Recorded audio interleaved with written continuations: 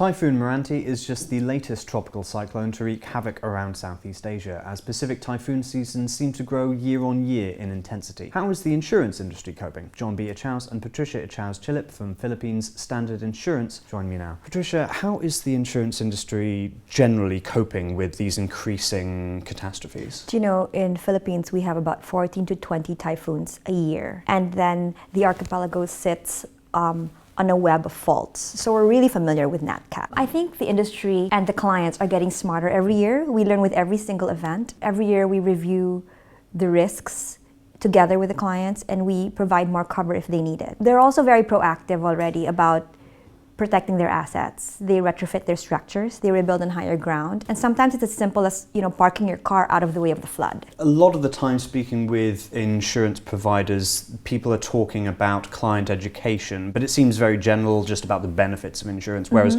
you're actually really reaching out to be specific about how to mitigate risk. Yeah, there's a sense of urgency because maybe for other places it's a 1 in 400 years. For us, for typhoons, it's every year. We have about 1,200 people all over the Philippines. So we're physically there to help process the whole thing. Sometimes people have lost their businesses, their homes, even members of their family. And we kind of hold their hand through the process of how to go about their insurance and how we can help them. We think of ourselves as a part of the community and we're happy to help in any way. Today, thanks to the GPS, thanks to the internet, thanks to good hazard maps, thanks to genetic engineers, thanks to political will, we are able to map our risks very, very carefully. We can tell if this street is prone to flooding while this street next to it is not. We can tell if this property is prone to ground shaking or ground rupturing or if it is not. That makes all the difference. So our book actually is managed on a very detailed level. Once we're happy with the risk that we have, the book that we have, we make sure we have the right reinsurance for it. We believe we have the best reinsurance facility in the country.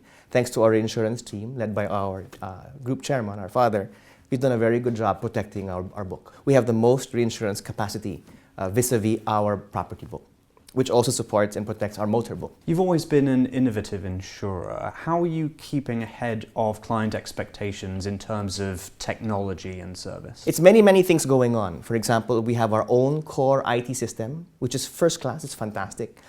We have our own catastrophe monitoring system. We have our own digital platform to serve both customers, intermediaries, and our associates. We have our own vehicle recycling facilities. We have good learning and development for all our associates. We have to make sure that as they age, they have futures with us. We have our own BPO facility that helps us serve the international markets. Of course, our insurance facility, which is fantastic. All of these things we put together to help us achieve that single objective of being able to produce a product that works and is affordable to the public. But obviously technology is transforming all industries. What kinds of new needs for insurance are you seeing come out? Everybody's traveling all the time, so we have a growing travel insurance book. We're studying technology, how to cover things like Uber and Grab. It's not like traditionally insured. How do you do that? So things like this. We've always been a traditional motor car insurer, but now we also do construction because Philippines is in the middle of a boom. We also have to be very thoughtful about how we chop up the markets. And each market has a particular way of working and thinking. For example, millennials, we're only learning now how to work with them because they think very differently. They don't want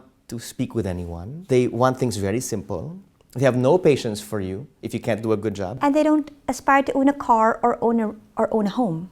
So that's a traditional thing that we insure. So it's all experiential for them. We have to be able to figure out how to address them. Let's talk about the international market. What's Standard Insurance's strategy there? They say that there is a sane integration. For those of you who are not from Southeast Asia, it's just one region, Southeast Asia. Actually, these countries have almost little in common. An average Filipino will know almost nothing about the average Thai, Malaysian, Indonesian, or Vietnamese person. They might be nearest to us, but culturally, they are so different. We are closer to the US in terms of thinking and of ways of doing things. And in terms of international expansion, we can do two things. One we do today already. We have our BPO business. We provide support services to insurers all over the world. But the second thing is all of these things that we've put together has given us a good platform. We actually have enough to go to the US and put up a small, low-cost operator supported by our entire Philippine operations. So I think there is potential to go out, but whatever happens, we maintain our culture. Our culture is very precious to us, a culture of compassion,